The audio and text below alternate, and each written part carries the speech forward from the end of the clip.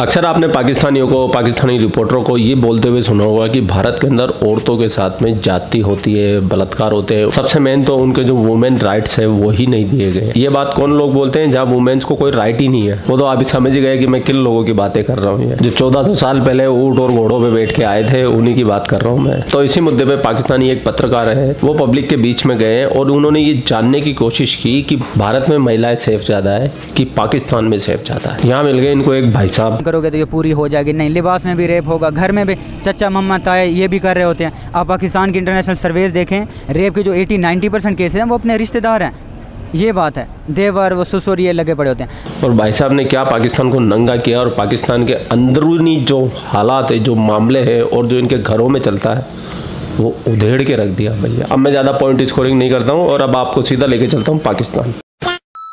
साइम असगर करते क्या हैं? सीए कर रहा हूँ, स्टडी। माशाल्लाह यार, वेरी नाइस।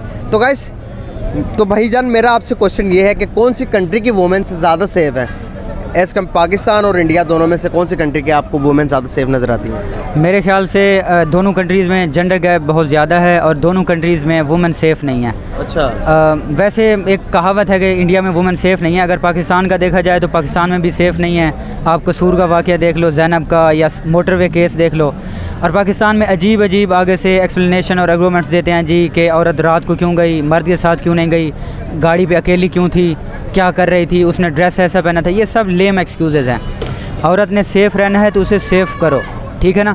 औरत की कंसेंट के बगैर मर्द कुछ भी नहीं कर सकता, चाहे औरत ने लिबास जो भी पहना हो। औरत रात को कहीं काम पे गई है या दिन को गई है, तो मतलब यह है कि पाकिस्तान में भी सेफ़ नहीं है औरतें।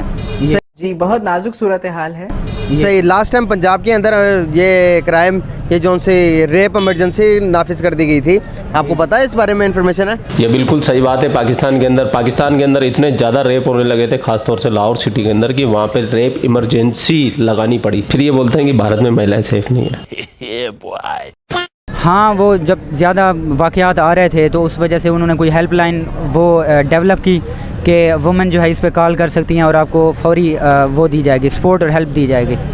बिल्कुल। तो क्या वजूहत है कि पाकिस्तान में भी औरतें सेफ़ नहीं हैं as compare to India? India में भी तो इंडिया में भी सेफ़ नहीं है। तो इन दोनों के अंदर क्या डिफरेंसेस है, क्या वजूहत है? क्या एजुकेशन की कमी है? क्या हम एजुकेट नहीं करते?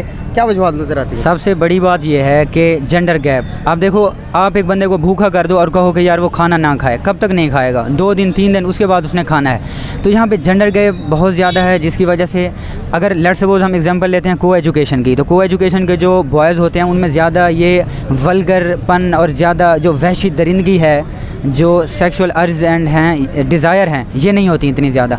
क्योंकि यार वो बात करते हैं उनके साथ, उठते बैठते हैं, चलते फिरते हैं, उन्हें पता चल जाता है यार ये इंसान है, ये एक सेक्स ऑब्जेक्ट नहीं है, ये एक जिस्म नहीं है जो टेम्पटेशन देगा और ये सारी चीज़ें करेगा। तो जितना ज़्यादा इनको आपस में आप मिक्सअप करोगे, इंटीग्रेट करोगे, तो उतना ज़्यादा जो ख्वाहिश है दरिंदगी वाली वो ख़त्म होगी। नंबर 1।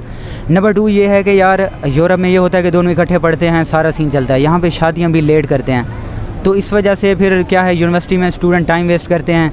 और वैसे अगर देखा जाए तो मार्केट में अगर एक थोड़ी सी बोल्ड ड्रेस पहन के लड़की चले तो सारे घूर घूर के कुत्ते की तरह देख रहे होते हैं। तो ये सीन है, क्योंकि उनको ये चीज़ मिली नहीं है। जो डेप्रीवेशन है, जो महरूमी है, वो ये चीज़ें पैदा करती है।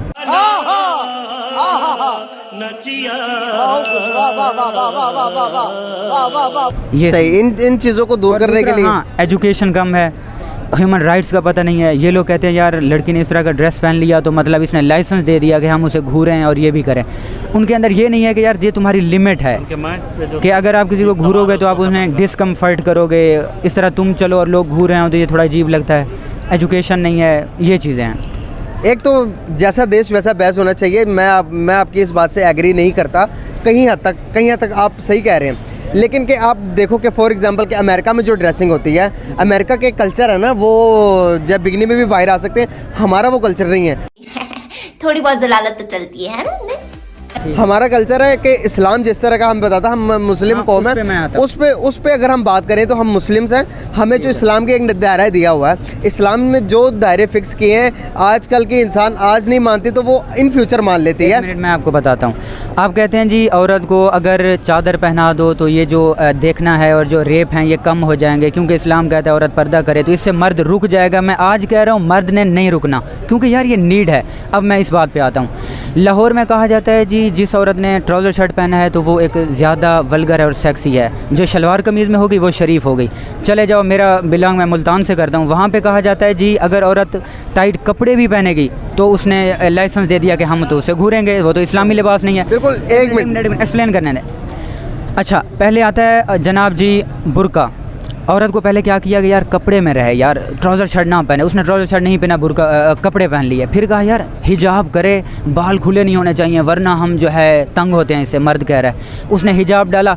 फिर कहते हैं जी आंखें नज़र के तीर चला रही है तो यार ये नकाब होनी चाहिए, चेहरा भी नज़र ना आए।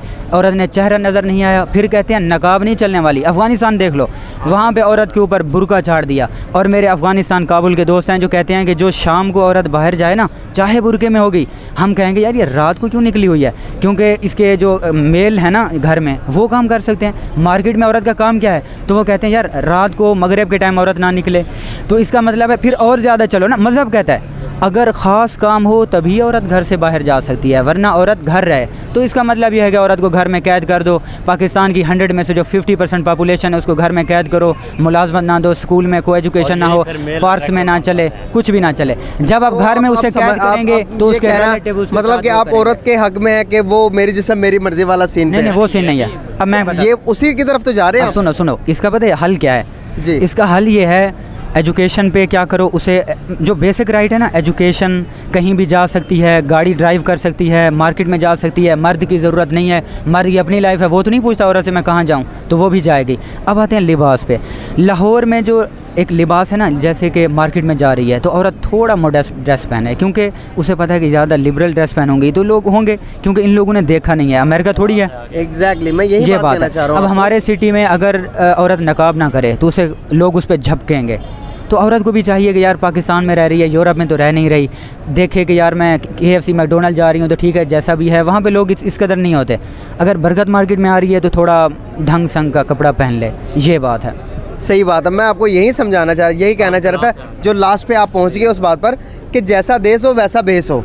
अगर देश पे आप में भी भेस बहुत सारे हैं, बुर्का भी है, नकाब भी है, हिजाब भी है, दुपट्टा भी है, भाई इमोशंस। अब मैं आपके इस बात के इस तरह से आंसर दूंगा कि एक बंदा जो घर पे कमरे में बंद रह के जिसने ज़िंदगी में कभी लड़की ना देखी हो, वो एकदम से जब बाहर आता है तो उसको नज़र आता है कि भाई उसे एक ने टाइट्स पहनी हुई, एक ने कुछ और पहना हुआ, दूसरे ने कुछ और पहना हुआ। तो जब वो बंदा देखता है तो उसकी नज़रों में वो घूमना शुरू हो जाता है सर्कल। अब रेप के केसेस क्यों बढ़ रहे हैं? पाकिस्तान एक इस्लामिक कंट्री होने के बाद पहले नहीं थे रेप केसेस। जब आप बुरखे में थे, जब आपका वो था, बहुत थे। अब अफगानिस्तान के डाटा चेक करो, वहाँ पे भी होते हैं, चाइल्ड मैरिजेस होती हैं, ठीक है।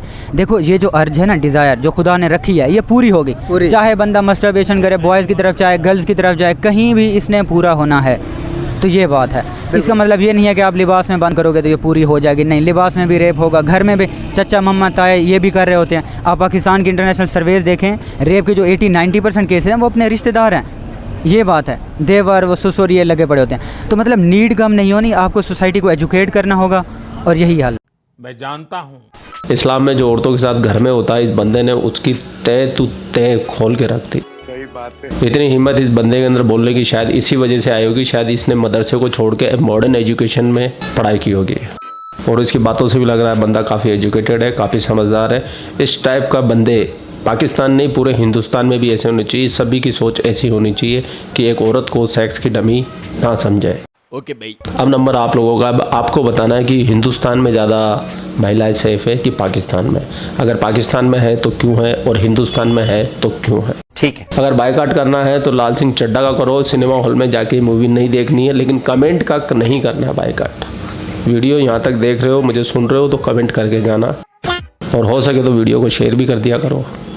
आप लोग अपना ख्याल रखिए। आपका भाई आपके लिए पाक मेडिसिन रिलेटेड वीडियो लाते रहता है। जय हिंद, वंदे मातरम, जय श्री राम, जय श्री राम, जय श्री राम।